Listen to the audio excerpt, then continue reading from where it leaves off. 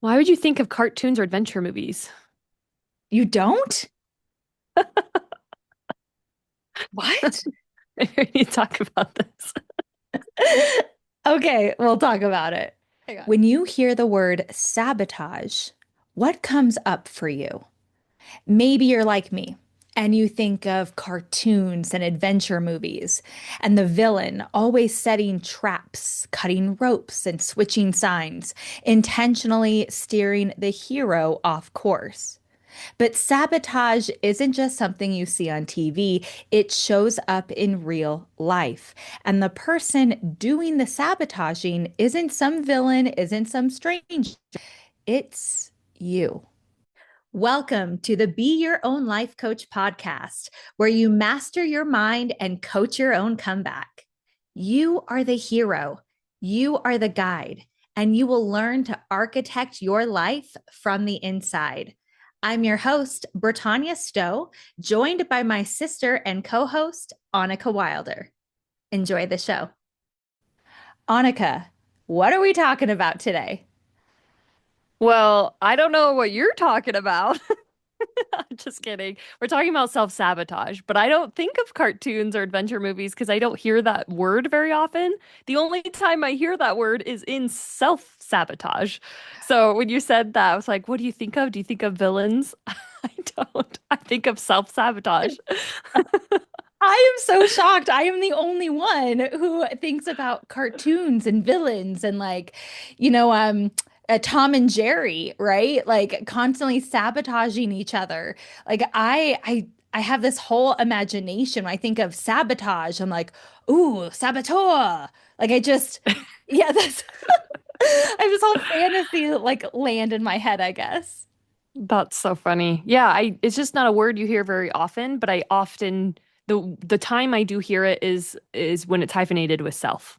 So self-sabotage. So that's what we're going to talk about today. I am the queen of self-sabotage.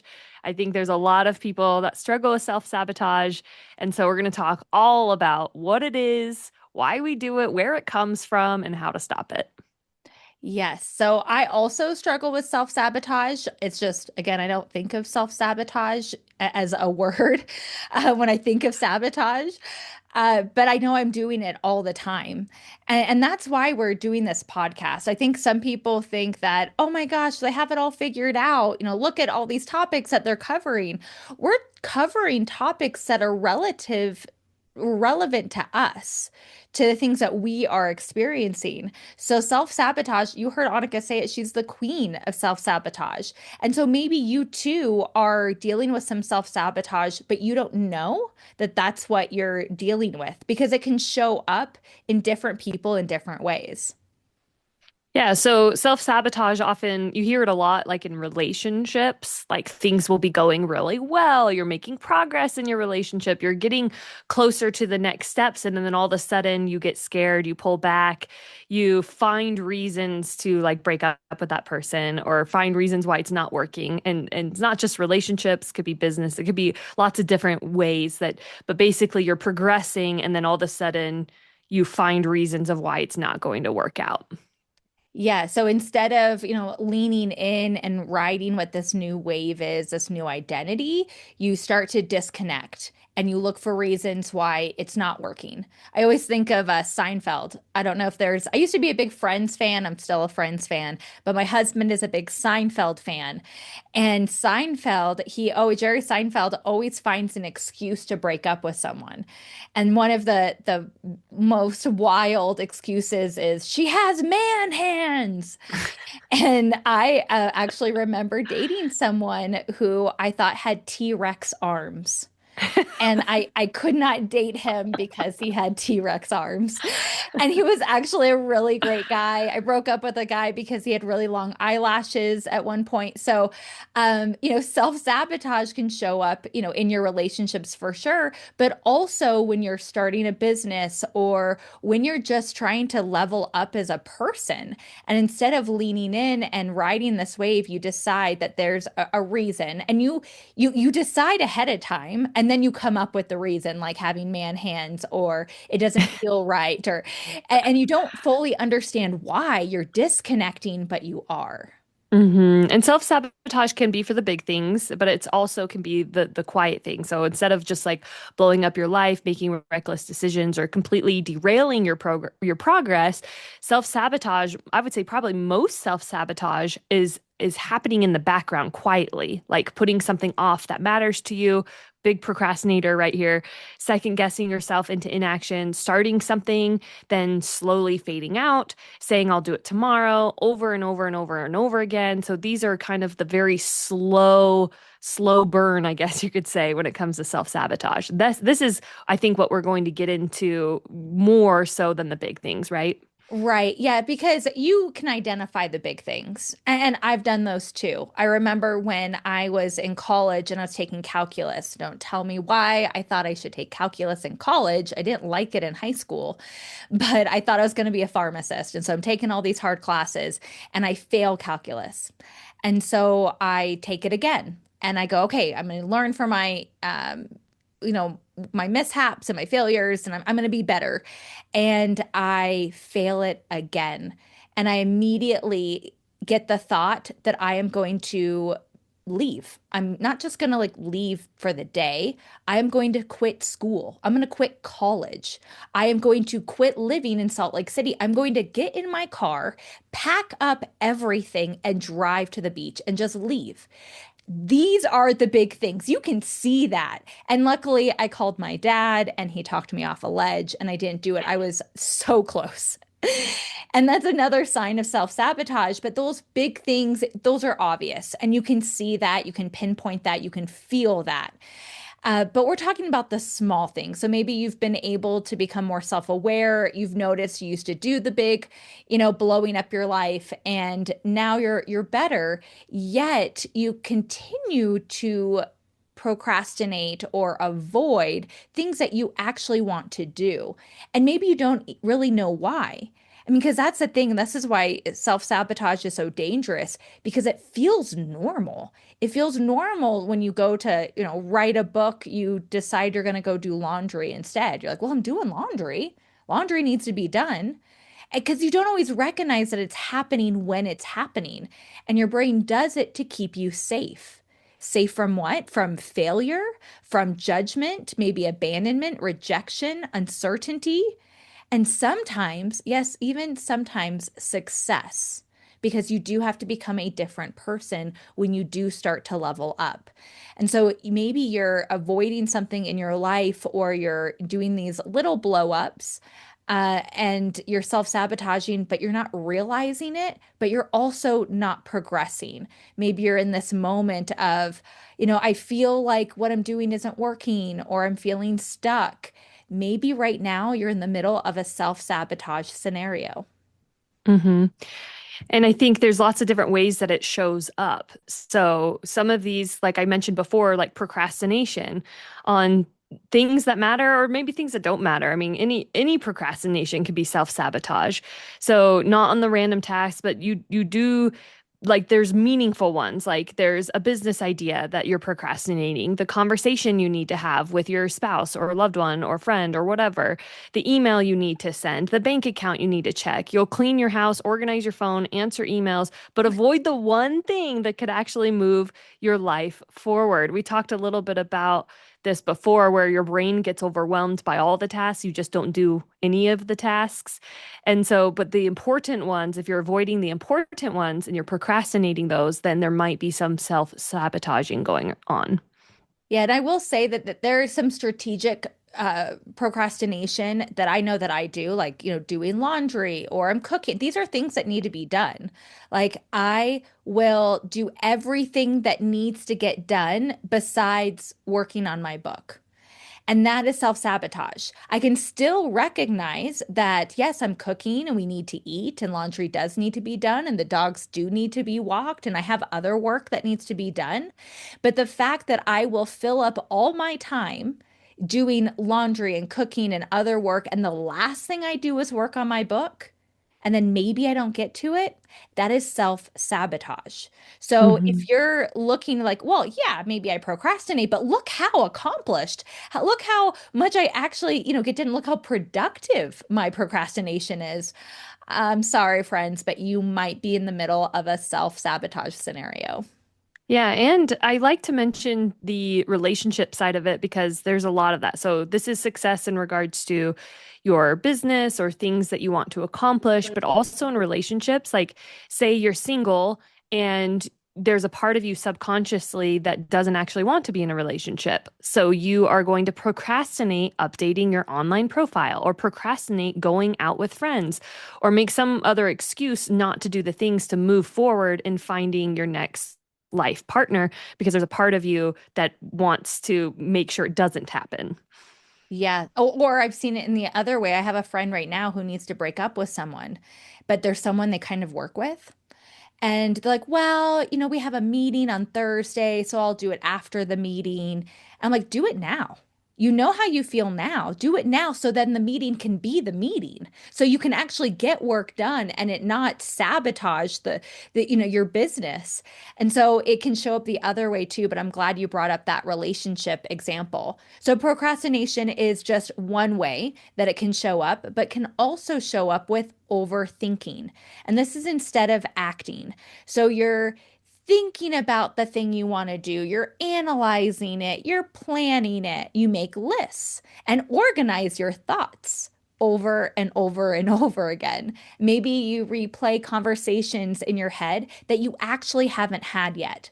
I know that I'll do this is I will prepare for a conversation and on a Tuesday, I will go, okay, this is what we're going to say, and this is how we're going to do it. And we're going to say it right when the time is right. And then the time's not right. And so I'm like, okay, actually, I think I want to do that differently. And a week will go by and I won't have the conversation. And so much time has gone by that now the conversation maybe isn't even as relevant, but still is kind of festering inside. And so, if you're replaying those conversations, and by the time that you're done thinking about it, you're exhausted and you've run out of time and energy to face it. This doesn't mean you've let it go because it can still be harboring feelings inside. You're still thinking about it, but now that appropriate window to act has maybe passed. So then you Mm. don't act because you think it's too late. It's really easy to get stuck in the idea phase because the ideas are exciting. And I have been stuck in like the outline, writing my outline for my book over and over and over. I'm like, okay, let's start over. Let me think about this. What are the chapters? And I'm not actually writing any chapters. And so I'm not moving the needle because I'm stuck in the thinking and planning phase. I'm overthinking the chapters. You can rearrange chapters. You can edit your book 1,000 times. But if you're stuck on the idea phase, on the outline phase, you're not moving the needle forward and you may be self-sabotaging. Yeah, and like you said, it's the fun part. I love the idea phase.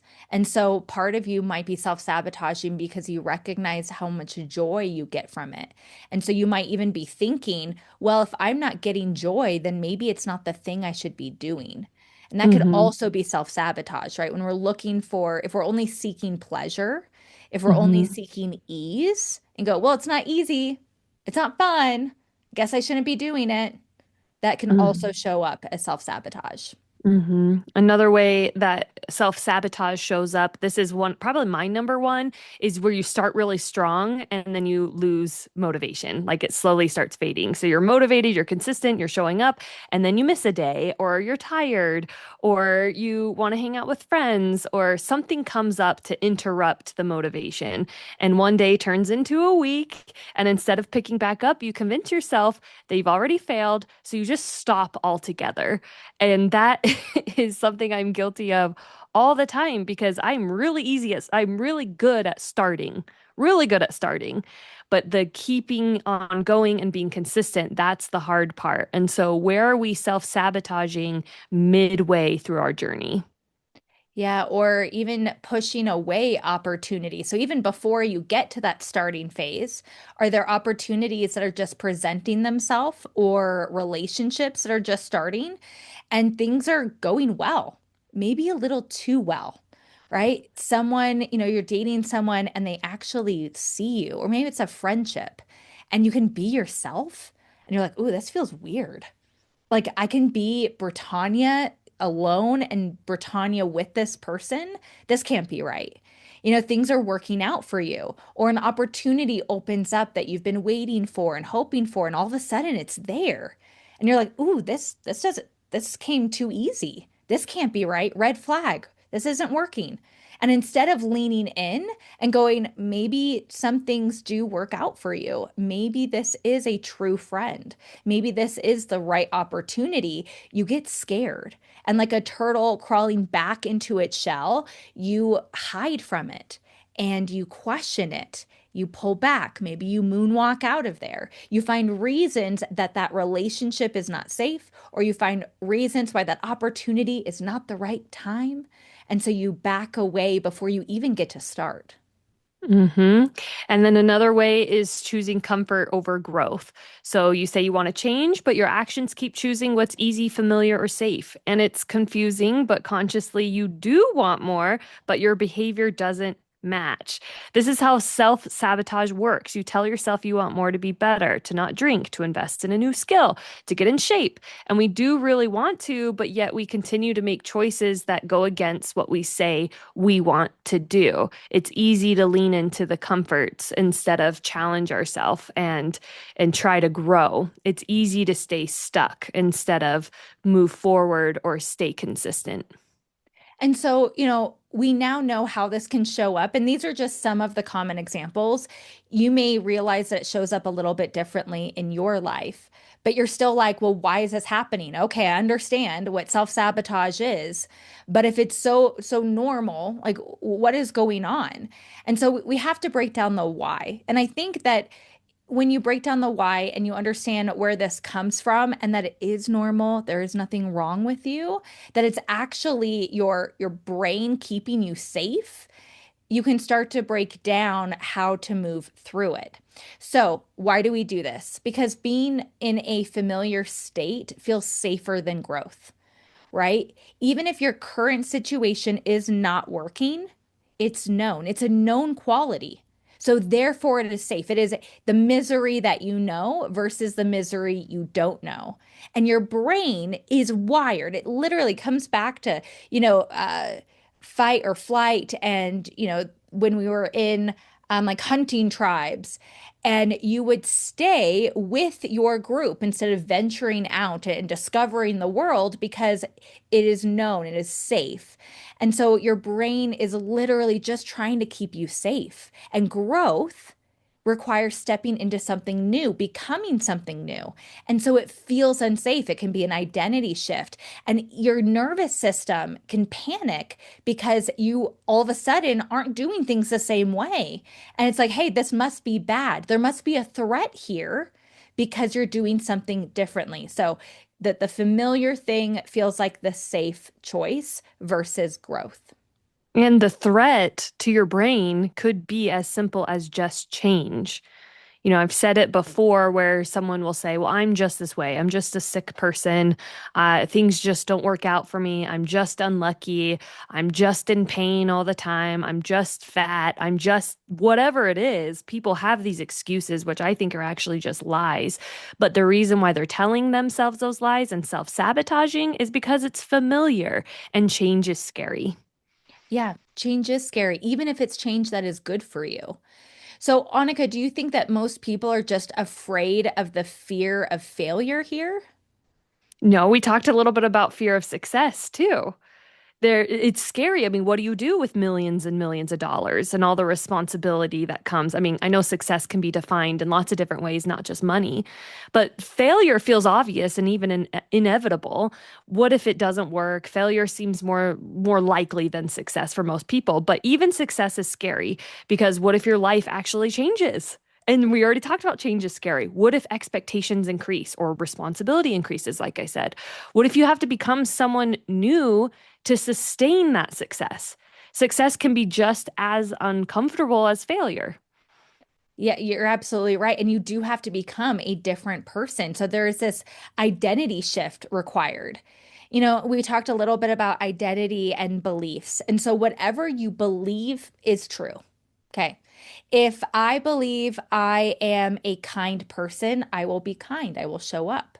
But if I believe that I'm not consistent, or I'm not good enough. I'm not a good writer. I'm not a good entrepreneur.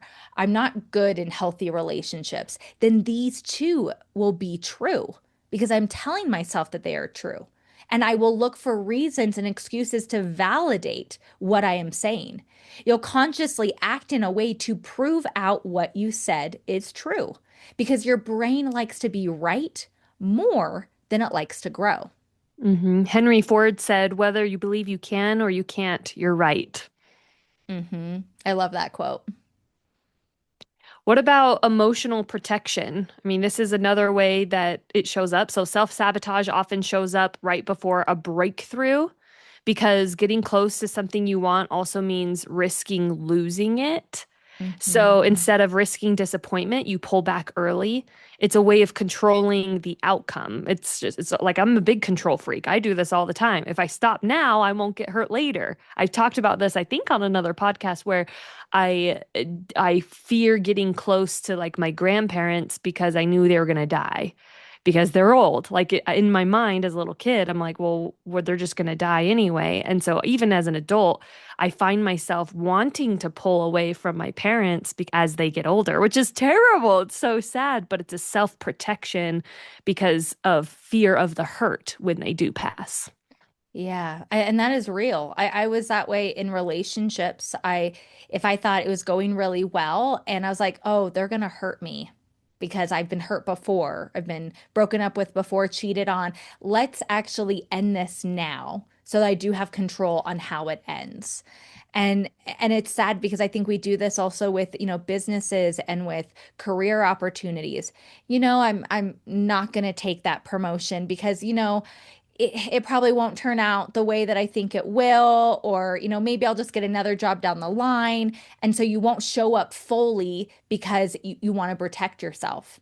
And that's so real. And there's nothing Mhm. wrong with you. If this is how your self-sabotage is showing up, these are completely normal and common examples. And these are addictive behaviors. So I don't think people realize that addictions are not just to alcohol or drugs or porn. They're not just external sources or substances. You can have an addiction to self-sabotage. You can have an addiction to complaining, to procrastination.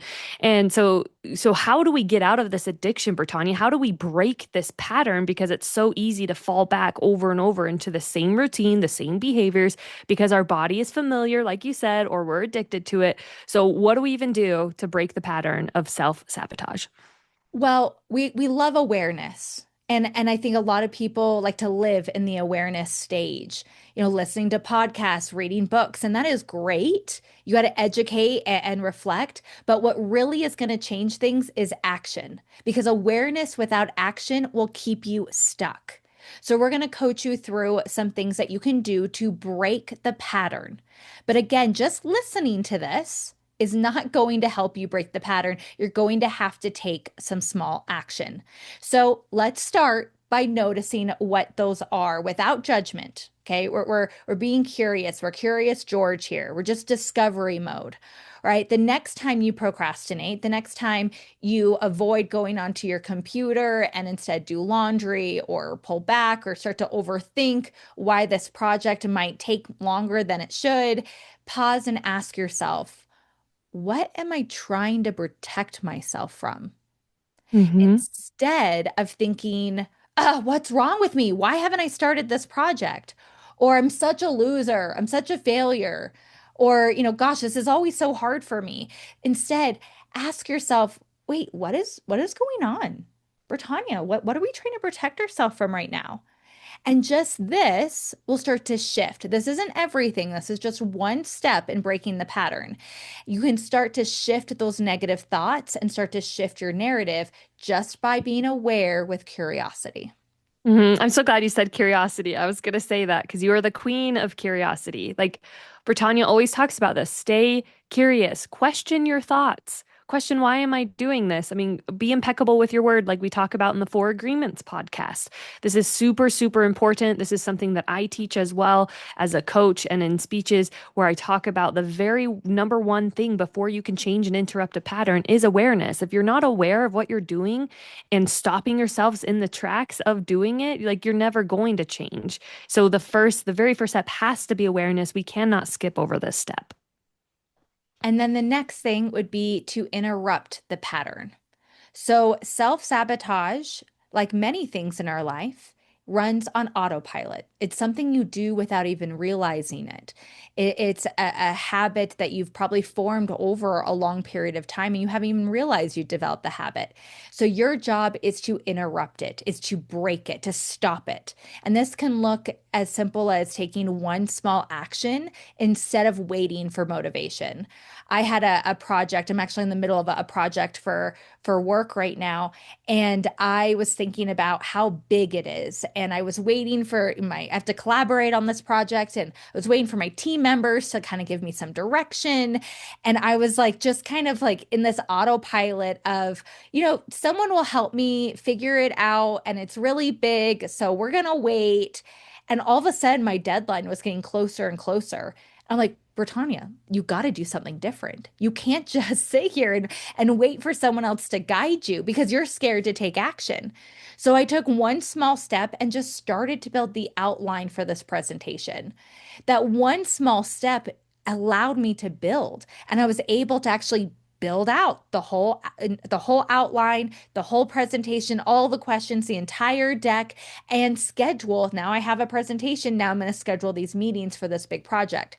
So just doing something small will allow you to stack onto it. And that could be as simple as sending a message instead of rewriting it 10 times or keeping it in your head.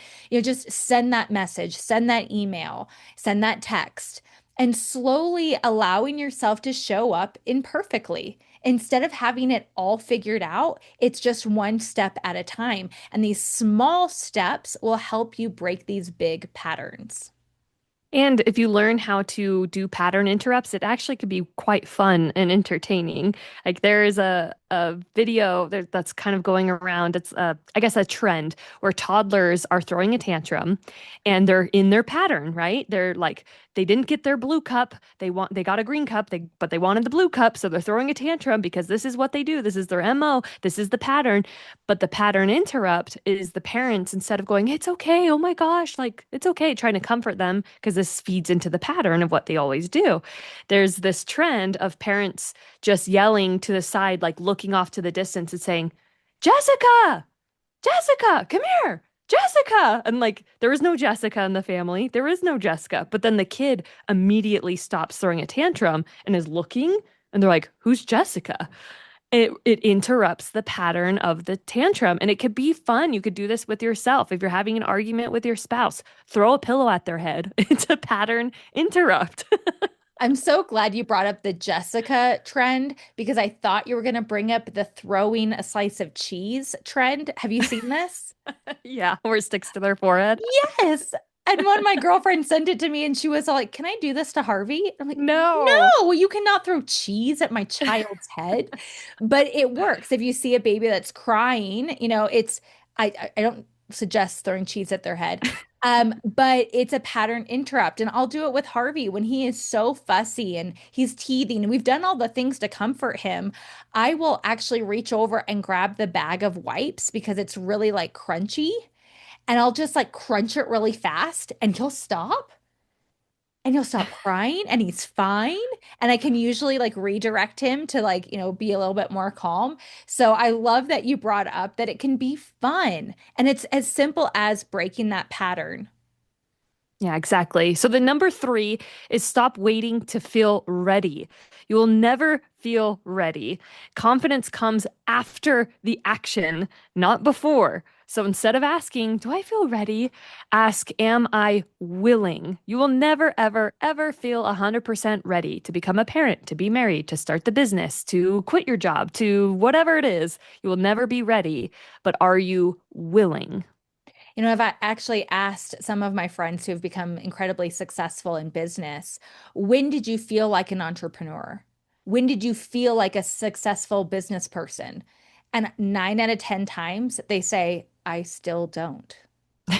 Yep, exactly. And so look at these people who have come so far, yet they had all this self-doubt. And that's what we're trying to show you is if you're waiting to feel ready, you won't get there because no one feels ready. And that's why it's so important to build trust with yourself. So this is step number 4 out of 5. Every time you say that you're going to do something, even if it's small, and you don't do it, you weaken that trust with yourself. You're telling yourself that you are not worthy or you're not good enough or you're not capable. Something as simple as going to, go to the gym 5 times this week, and then you don't. You're starting to tell yourself that we're a person who doesn't go to the gym and we're a person who doesn't trust themselves, who can't keep promises with themselves. So start small and do what you say you're going to do.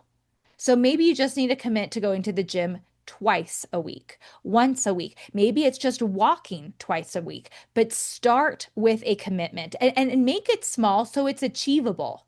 Something that you're not currently doing, break that pattern and start to do something small that you know you can keep a promise to yourself. And that is how you rebuild trust. And that is such a fundamental step in the process because that will set you up for success as you move forward. And lastly, let it be messy. Let it be imperfect. Let yourself make mistakes. Self-sabotage thrives in perfectionism. So people will often say, if I can't do things perfectly, then I won't do it at all. But growth is messy. Progress is inconsistent. And showing up imperfectly is still showing up. I tell people this all the time because I have a YouTube channel for my real estate business that generates more than half of my real estate clients that transact in a year. And I started, and I still do, videos on my cell phone and a selfie stick. And people think, well, I can't do videos until I get a videographer and that's expensive and editing software. I say, no, I do it on my phone and I edit it on my phone and I upload from my phone and a $20 selfie stick.